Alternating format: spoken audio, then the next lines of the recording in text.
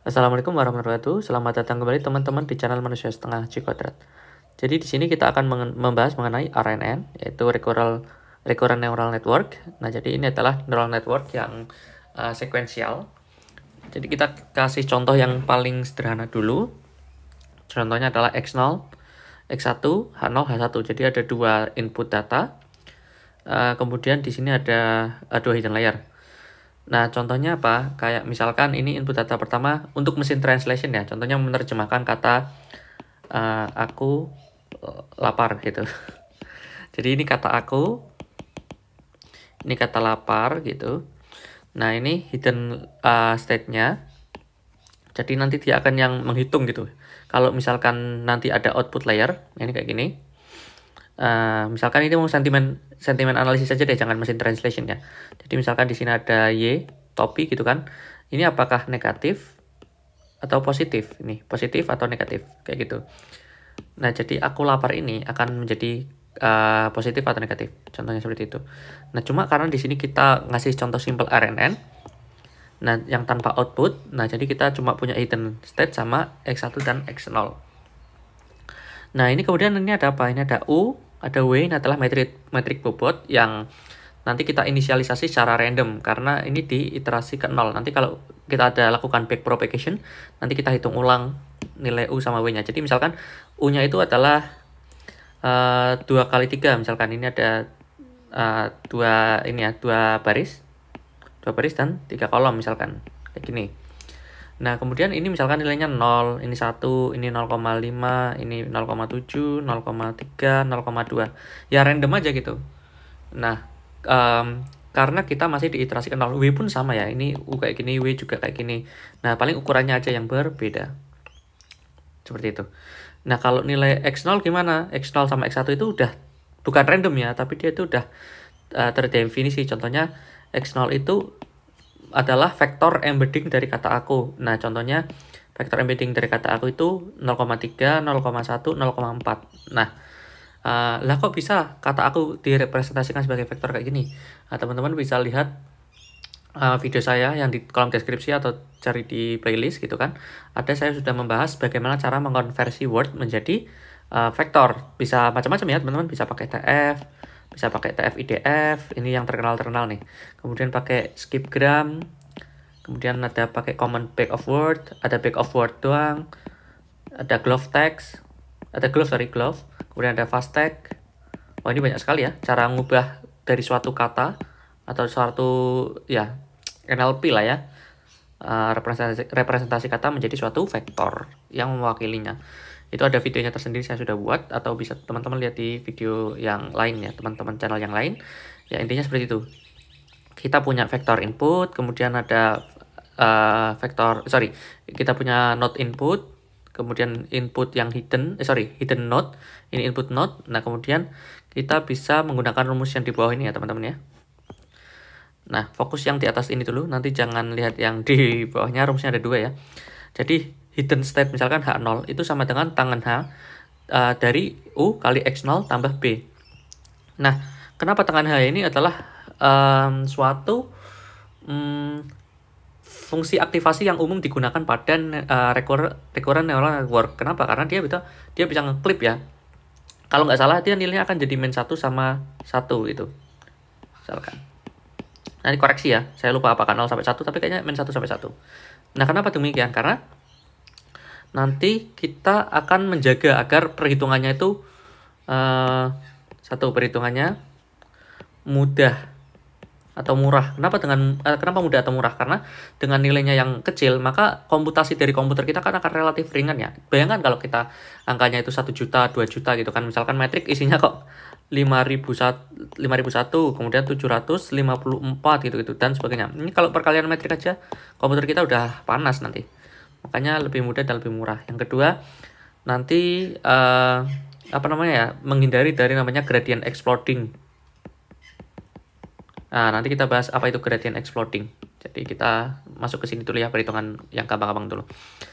Nah, jadi metrik U ini kan diinisialisasi, ukurannya berapa? Ini M kali N. Dengan M itu hidden size, kemudian N-nya itu input size. Nah, input size-nya itu berapa? Nah, input size gimana sih? Input size itu adalah ukuran dari vektor embedding. Ya, vektor embedding. Kalau nggak salah di Glove itu dia 100 gitu ya. Tapi kita bisa menentukan sendiri. Jadi contohnya tadi ya kata aku itu direpresentasikan sebagai 0,3, 0,2 ini ngasal saya ya. 0,7. Berarti kan n-nya sama dengan 3. Karena kata aku ini direpresentasikan sebagai vektor dengan jumlah elemen 3 gitu. Nah, ini kita bisa tuning ya. Tuning hyperparameter. Jadi kita bisa coba-coba yang optimal itu berapa gitu. Nah, kalau kemudian yang hidden size itu berapa Bang misalkan ukurannya? Hidden size itu juga dituning. Jadi misalkan ini, saya gini ya. Contohnya ada contoh-contoh ya. Ini ada neural network yang biasa biar teman-teman ke gambar.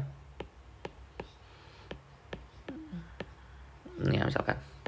Nah, kan kayak gini pasti kan ya. Bla bla bla bla bla semuanya terkait lah ya.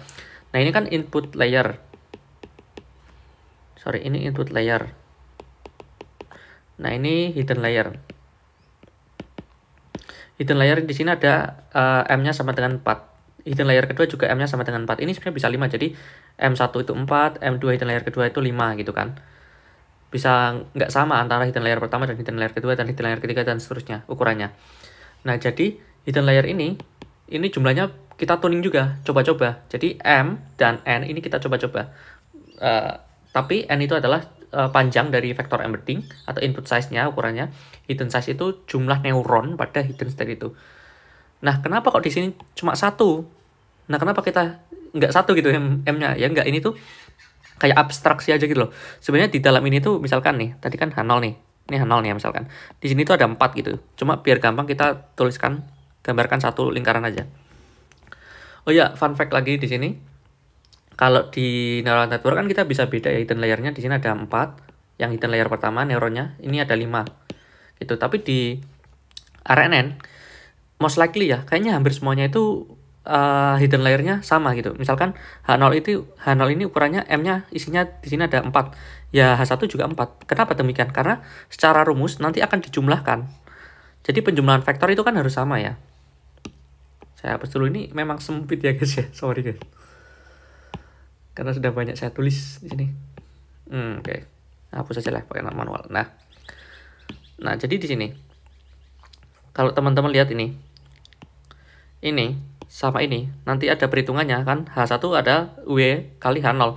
Jadi ukurannya itu memang harus sama. Karena di hidden state 1 ini dihitung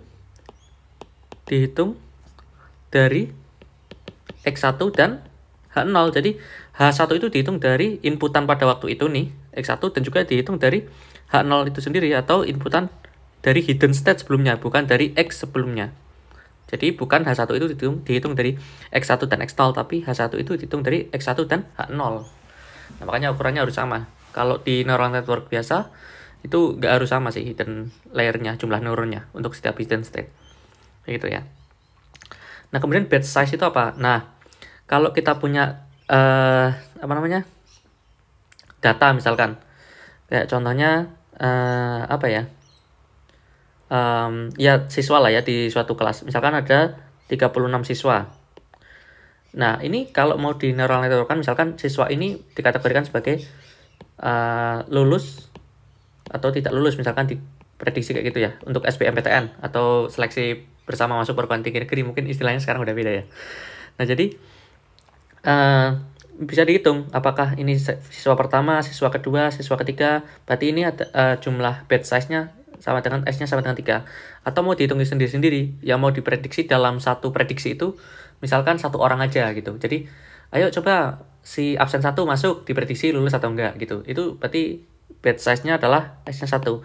Tapi misalkan ayo 5 orang langsung masuk ke ruangan tes bersama-sama, nanti hasil komputer menentukan lulus atau enggak, berarti S-nya 5 karena tadi 5 orang masuk bersama-sama gitu-gitu. Jadi batch size itu adalah jumlah pengamatan yang langsung kita olah bersama itu jumlahnya berapa. Mau individual berarti S-nya 1, atau misalkan barengan gerombolan gitu ya. Nah, tinggal berapa gerombolannya? 1 batch itu berapa? Gitu. Nah, jadi ukurannya kita kalau lihat di sini U itu M kali N, yaitu hidden size. Nih ya, hidden size kali input size. Kemudian kalian metrik itu harus perkaliannya ini ya. Apa misalkan ini ukurannya 5 kali 3, berarti ini berapa? Pasti 3 kali sesuatu kan? Karena yang belakang sini harus sama dengan sini. Jadi jumlah kolom pada matriks pertama ini harus match dengan jumlah baris pada matriks kedua. Gitu. Nah, jadi di sini karena kita punya M kali N, berarti kan depannya harus sama ya, match ya. Makanya N juga. M kali N, N kali S. Nah, M kali N dan N kali S tadi berapa? Jadi M kali S. Jadi kita ambil yang depan ini dan juga yang belakang. Jadi M kali S. Nah, karena ini penjumlahan, maka harus match. Karena ini M kali S, maka ini M kali S. Nah, karena M kali S ditambah M kali S, maka ukurannya ya M kali S juga ya. Contohnya, ini ada matriks 2 kali 2. Ini ya harus 2 kali 2 juga ya. Misalkan ini 1, 3, 2, 5, 10, 3, 7, 2. Ya, berarti kan untuk ditambahkan harus sama ya. Misalkan jadinya 1 tambah 10, 11, 3 tambah 3, 6, 7 tambah 2, 9, 5 tambah 2, 7. Jadi memang harus sama ukuran yang di sini dan sini. Jadi karena ini sama, ukurannya jadi sama. Ini pun 2 kali 2 kan, kayak gitu. Ini celah di sini kecil ini saya gambar terus di sini. Nggak apa-apa lah ya. Nah gitu, jadi ukurannya sekarang M kali S. Nah, tapi di TensorFlow itu, di Python ya, TensorFlow itu kadang representasinya beda. Nah, jadi nanti kita lihat kalau di TensorFlow gimana. Tapi kalau di matematik itu kayak gitu. Nah, selanjutnya untuk ngitung H1 gimana? Nah, H1 ini berarti kan kita ngitung dari, ini ada pengaruh dari X1 dan pengaruh dari H0. Jadi, tangent H atau tangen hiperbolik dari W kali H0 ditambah U kali X1 tambah B. Nah, ini kita tahu ya, tadi U ini ukurannya M kali N, ini sama. Kemudian ini X1 sama ukurannya. Oh ya, ini kenapa 1 ya? Ini harusnya S. Ini 1 karena batch size-nya 1. Tapi kalau teman-teman mau fleksibel, misalkan batch size-nya bisa macam-macam ya, tinggal diganti aja S, ini S gitu. Ini S. Nah, kemudian ini warna apa ya tadi, saya bingung. Ini kayaknya. Nah, kemudian ini M kali N, N kali S, M kali S. Sama persis sama yang di sini ya. Nah, sekarang yang di sini, yang di depan. Karena yang di belakang ini hasilnya adalah M kali S, maka di sini harus juga M kali S. Nah, biar M kali S, ini M kali M, M kali S. Jadi, M-nya ketemu M, hilang, M sama S, yang depan sama belakang, match. Hasilnya jadi M kali S juga. Begitu. Nanti kalau teman-teman rasain kecepatan bisa di pause atau dipelankan ya videonya. Nah, terus kenapa nih metrik W ukurannya M kali M, sedangkan U M kali N? Ya, sebenarnya untuk ini aja sih, biar bisa dihitung gitu. Jadi, agar, bayangkan kalau misalkan W-nya itu juga M kali N, di sini ya. Nah, ini misalkan nih, misalkan kita, ya harusnya sama dong, W sama U ukurannya orang itu sama-sama dibangkitkan secara random gitu kan. Ya bayangkan kalau ini M kali N ketemu M kali S, ya ini nggak bisa dikalikan karena N ketemu M, jadi memang harus M kali M. Kayak gitu, itu untuk menentukan ukuran suatu metrik untuk weak atau bobot. Ini B itu metrik bias. Nah, kalau di TensorFlow itu agak berbeda. Ini kan TF itu kan TensorFlow ya. Nah, kemudian itu pakai tangent H. Ini TensorFlow lagi, matmul itu metric multiplication. Di sini yang disebutkan itu X0 sama U. Jadi X0 dulu, di sini U dulu kan tadi. Kalau di sini X0 dulu. Nah, karena X0 dulu maka kita harus ubah atau transpose. Jadi yang tadinya itu ini ya teman-teman. Saya hapus dulu biar bersih. Oh, agak PR juga ya hapusnya. Oke lah ya, main-main. Oke. Ntar lagi ya, saya gergetan mau hapus. Oke. Nah, di sini kalau teman-teman lihat metrik di X0 ukurannya adalah N kali S kan. Nah, kalau di sini S kali N ya karena ditranspos saja. Contohnya X0 transpos ya sama dengan gini. Ini misalkan 3 tadi ya. Nah, X0-nya gimana? Ya kayak gini. Tidur gitu. 1, 2, 3. Dibalik aja, di flip. Nah, habis itu S kali N, nah biar match berarti kan depannya harus N. Makanya S kali N kali M. Teman-teman kalau lihat ini juga transposan. Ini kan M kali N nih, U itu. Ini jadi N kali M. Sebenarnya tinggal dibalik aja sih. Dibolak-balik aja metriknya. Tapi kan nilainya sama nanti ya. Hanya representasi gambarnya aja beda. Nah, kemudian S kali M. Ini M kali S. Hanya balik-balik aja, teman-teman ya. Secara shape. Nah, jadi ininya hasilnya adalah S kali M. Ini M kali S. Sama. Contohnya biar kelihatan ya. H0 yang di matematik. Itu misalkan ini aja yang gampang ya. Ini 3, 4, 1. Nah, berarti H0 yang di TensorFlow nanti digambarkan kayak 3, 4, 1 kayak gini. Hanya caranya aja. Ini metrik yang pertama metrik baris, yang kedua metrik kolom. Tapi kan nilainya sama ya guys ya. Nah, ini contoh dari metrik X0 atau X1 gitulah. Atau X berapapun. Jadi ini ada data pertama, data kedua, data ketiga karena ini adalah batch ya.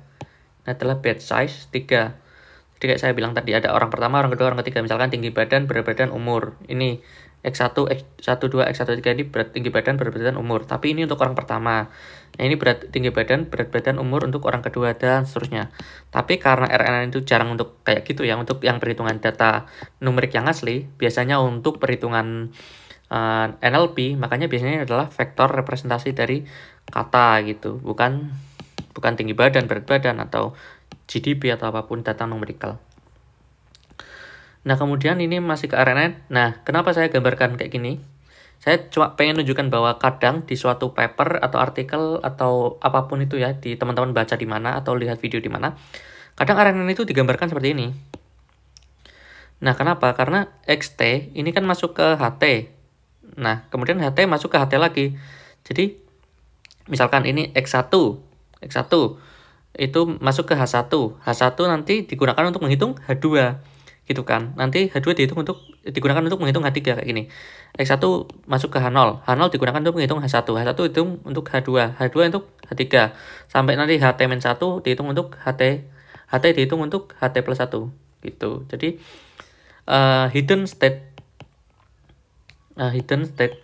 atau hidden node lah ya. Hidden node pada T plus 1 misalkan itu dihitung dari hidden node pada HT dan juga dari XT plus 1 gitu. Karena ini T plus 1 ya, XT-nya T plus 1 tapi ini HT. Jadi kadang teman-teman akan menjumpai kalau ini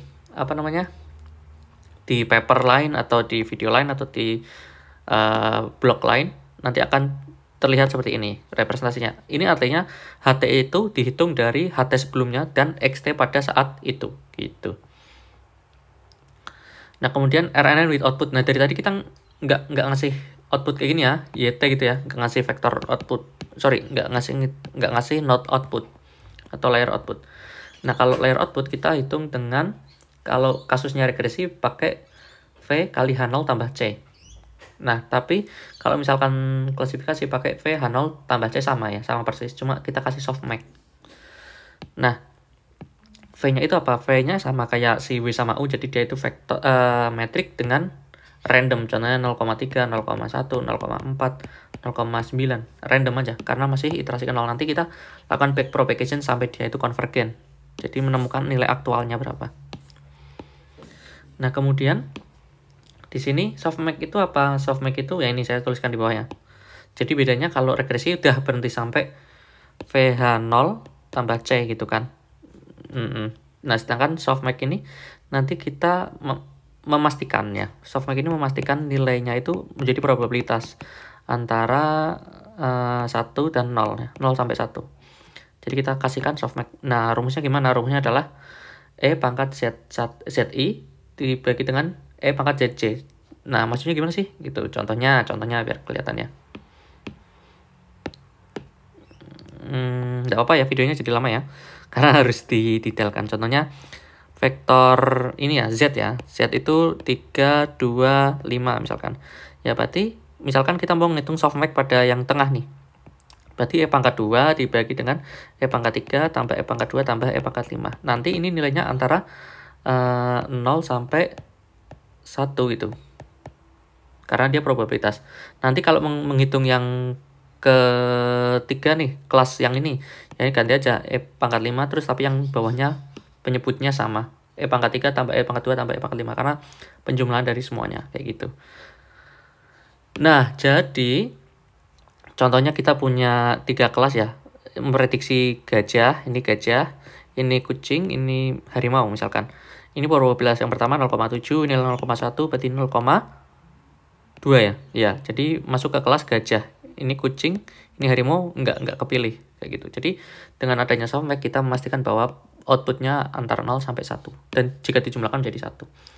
Kemudian ada namanya loss function. Kalau teman-teman tahu di neural network, ya ini loss function rumusnya macam-macam. Salah satunya yang umum untuk klasifikasi adalah ini, pakai cross entropy. Ini pakai cross entropy. Rumusnya main log PY. Nah, PY-nya dihitung dari mana ya tadi ya? Ini PY. Dihitung pakai softmax.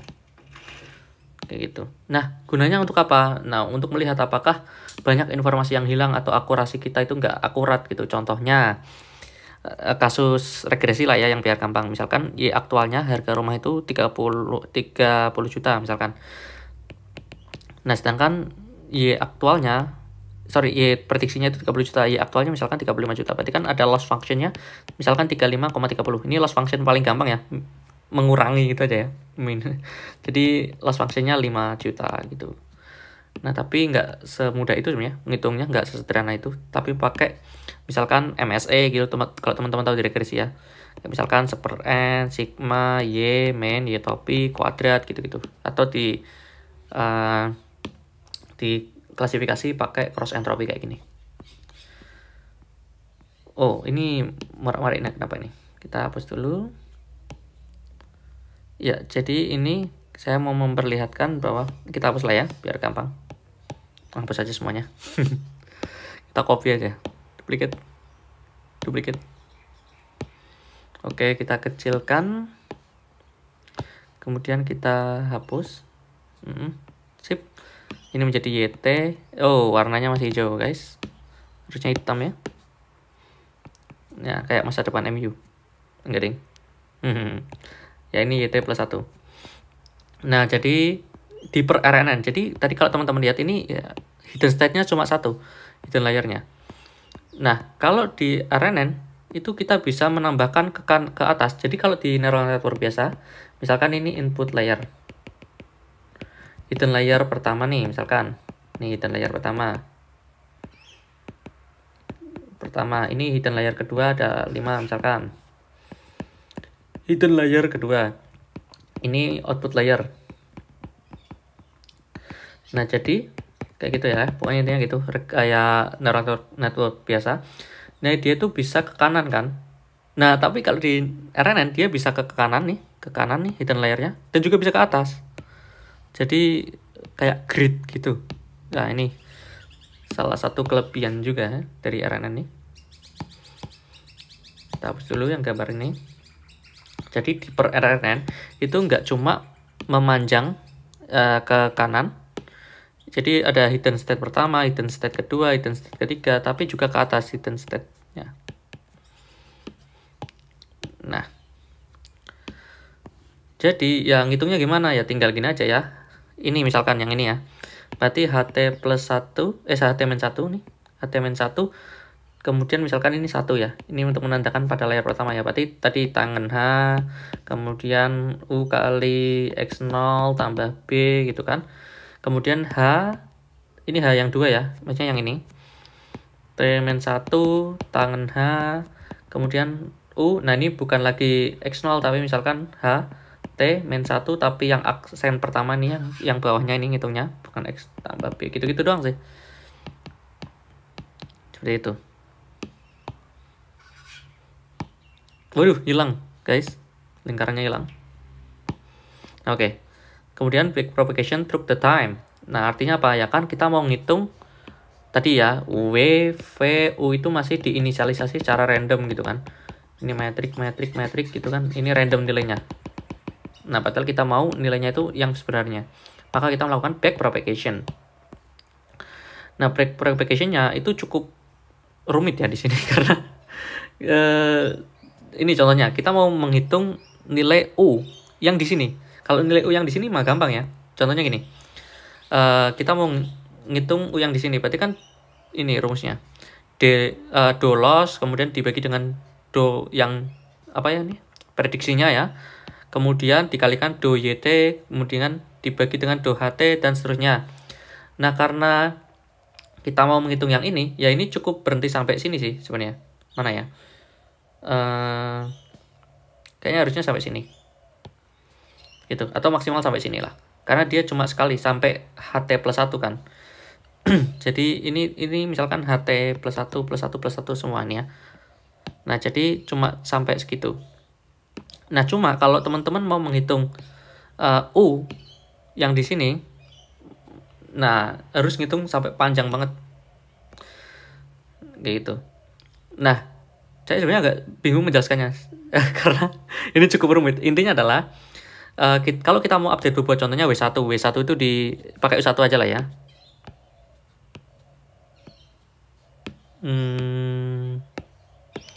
Ini U1, ini U1, ini U1. Jadi kalau teman-teman mau tadi nilainya misalkan 0,3, 0,2, 0,7, 0,4 ini untuk U ya. Nah, pada iterasi pertama. Nah, tapi ini kan bukan nilai yang sebenarnya untuk U karena dia diinisialisasi secara random. Nah, maka kita harus kurangi dengan ini learning rate-nya ini eta. Ini misalkan 0,01 biasanya ya. Kemudian ini misalkan 0,1, 0,01, 0,06, 0,02. Nah, ini itu yang metrik yang belakang ini dihitung dari mana? Ya pakai ini ya, do L bagi do U. Gitu. Nah, do L dibagi do U itu ngitungnya gimana? Ini, saya hapus dulu. Set ya. Jadi, do L dibagi do U itu rumusnya adalah ini guys. Nah, ini. Nah, kayak gitu.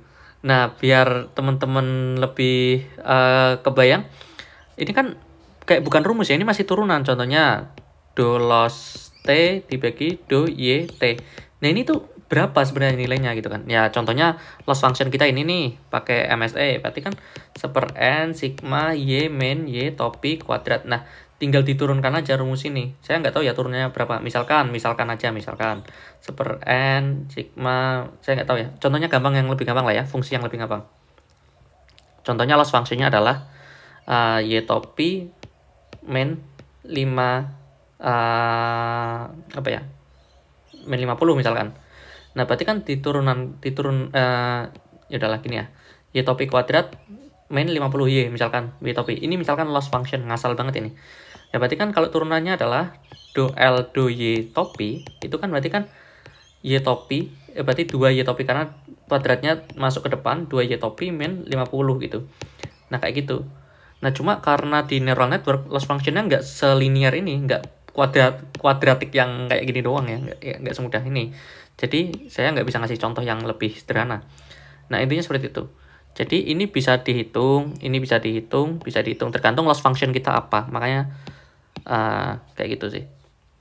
Nah, jadi kalau misalkan kita mau menghitung yang U di sini, ini kita cuma ngitung tiga rumus ini kan. Nah, tapi bayangkan kalau teman-teman ngitungnya ininya ada 10 ya, ke kirinya ada 10. Ada 10 hidden layer. Ya berarti akan menghitung ini aja udah 3 ya. Misalkan 3 kali 10 berarti kan 30. Waduh. Berarti kan berat sekali ya komputasinya. Ya memang RNN seperti itu. Seberat itu sih. Karena dia sekuensial. Nah, nanti akan muncul problem-problem yang bisa ditimbulkan dari RNN. Selain memang dia itu powerful untuk mengolah data teks atau suara. Karena dia itu, kalau suara kan memang kita ngomong misalkan dari menit pertama sampai menit ke sejam ya, sudah sejam. Berarti kan itu sekuensial ya. Dia kan gelombang ini suara sebenarnya kayak gini ya. Sinus kosinus misalkan. Nah, sedangkan di teks itu kan juga sama. Aku ingin makan gitu kan. Dia kan sekuensial. Makan ini nggak bisa di depan. Nggak bisa makan aku ingin gitu kan. Nah, makanya RNN itu cocok untuk data yang sekuensial. Cuma kelemahannya nanti kita lihat apa aja. Ya, salah satunya jelas ya, komputasinya berat karena panjang seperti ini. Hanya untuk menghitung update pada satu iterasi. Nah, ini implementasinya RNN itu. Yang pertama, RNN itu terbagi di macam-macam ya. Ada yang many to one. Many to one itu berarti ada banyak input dan outputnya cuma satu. Many input dan one output. Contohnya apa? Sentiment analysis. Kita punya teks panjang, aku ingin makan roti, gitu kan. Berarti sentimennya netral. Aku tidak suka nasi goreng, sentimennya negatif gitu. Jadi outputnya cuma beberapa kelas, tapi inputnya panjang kalimatnya. Jadi kan outputnya cuma netral, positif, negatif gitu. Satu kata doang ya, padahal inputnya panjang itu berarti many to one. Kayaknya harus diperbesar ya ini. Oke. Selanjutnya contoh yang kedua, one to many. Apa tuh? Contohnya image captioning. Contohnya ini ada gambar gajah. Saya ahli loh gambar gajah, teman-teman. Ini keren banget ya. Nah, ini gambar gajah. Berarti gajah sedang main powerbank. Awalnya point blank. Yang mungkin juga ya. Gajah sedang melukis, misalkan. Nah, jadi kan inputnya cuma satu ya, gambar doang, tapi outputnya banyak, menjadi kalimat yang panjang seperti ini. Itu ya, itu one to many.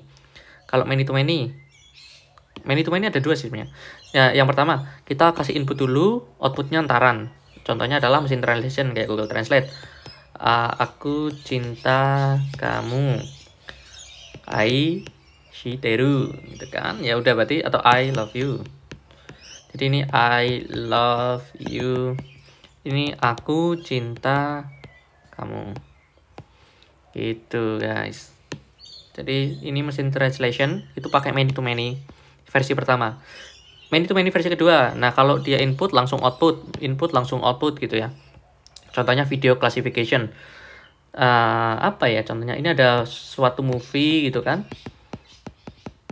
Nah, kemudian ini di track. Oh, ini gambar. Sebenarnya lebih kayak ke Tesla ya. Contohnya objek yang gerak-gerak terus dideteksi. Misalkan ini orangnya ke kanan, tapi dia boxnya ke kanan terus gitu loh. Mendeteksi bahwa ini orang namanya Andy. Misalkan Andy ini kegerak ke kanan, ke kiri. Dia tetap kedeteksi sama si mesin kita ya, model kita. Nah, problem di RNN.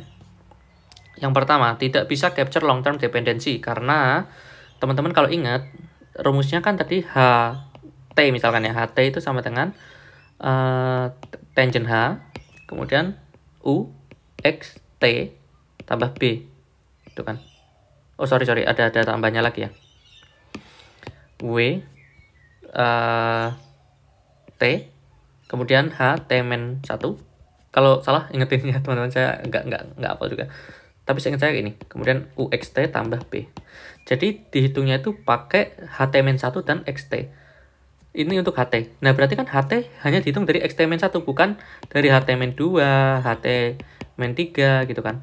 Nah, makanya dia, si RNN, cenderung hanya mengingat satu state ke belakang. Contohnya ini hanya mengingat ini hanya mengingat ini. Lah, terus kalau kayak gitu kan kumulatif. Otomatis kalau ini ingat ini, sedangkan ini ingat ini, maka otomatis ini ingat ini juga, Bang, gitu kan misalkan. Ya iya, cuma dia terjadi penurunan daya ingat.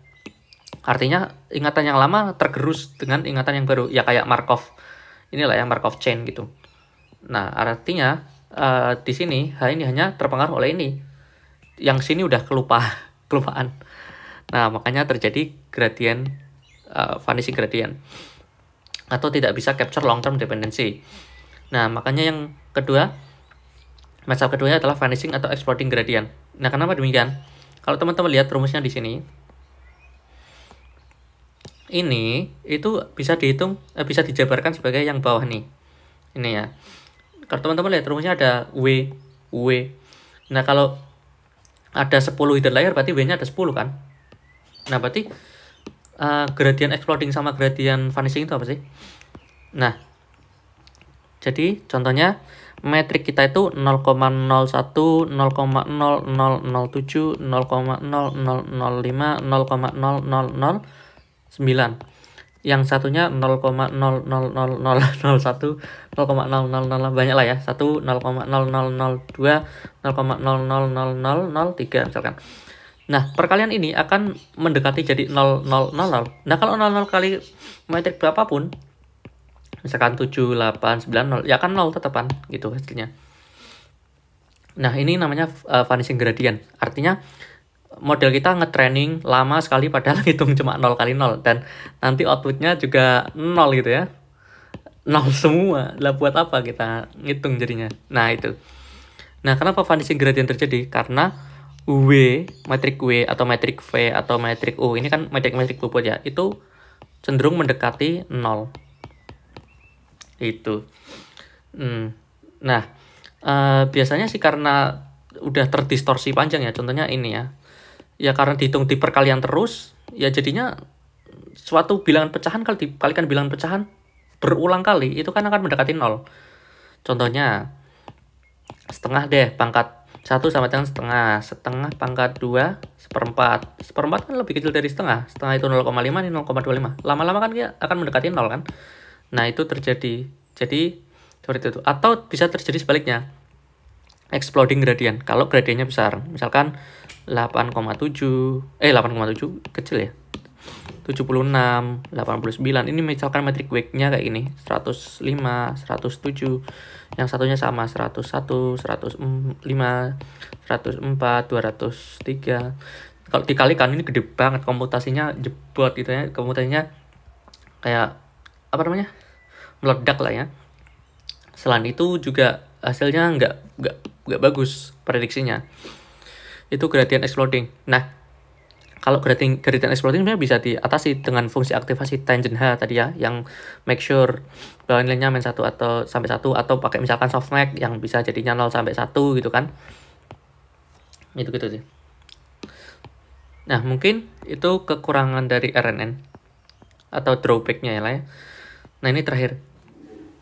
Teman-teman nanti kan juga mungkin saya akan bikin video ya, kalau ada kesempatan, tentang LSTM dan GRU. Nah, teman-teman akan melihat seperti ini gambarnya. Ini ada XT0, XT-1, HT-1, XT, HT, XT plus 1, HT plus 1. Nah, ini sebenarnya sama persis kok kayak yang ini. Ya, sama nggak ya? Iya, sama persis kan? Ya, kayak gitulah ya. Intinya sama persis, cuma ini bukan lingkaran kayak gini ya, tapi di kotak. Contohnya, ada kotak-kotak ini. Kenapa? Ini untuk proses aja. Nah, sebenarnya sama.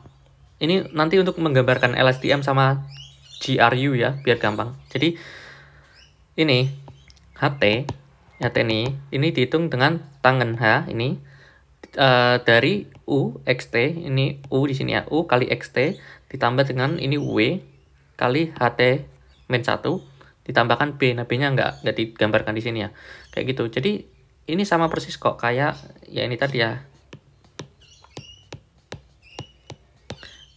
Oh, ini belum ada sampai output layer H ya. Ya, jadi kayak gini. Ini XT-1, HT-1, XT, HT, ini XT plus 1, ini HT plus 1. Sama persis kan? Ini pun kalau dihitung ya, kalau dihitung itu kan ini sama persis, HT sama dengan tangan H, UXT tambah WHT-1 tambah B, sama persis, cuma hanya beda cara penggambaran aja. Nah, kenapa demikian? Nanti kotak-kotak ini akan diisi pakai gate-gate yang ada di LSTM dan GRU. Nanti kita di video selanjutnya aja ya. Nah, kalau di RNN yang biasa, isinya dari kotak ini hanya fungsi tangan H, tangent hiperbolik ini. Nanti tapi kalau pakai LSTM dan GRU itu akan lebih kompleks. Oke, mungkin cukup sekian. Semoga bisa bermanfaat. See you next time. Bye-bye. Assalamualaikum warahmatullahi wabarakatuh.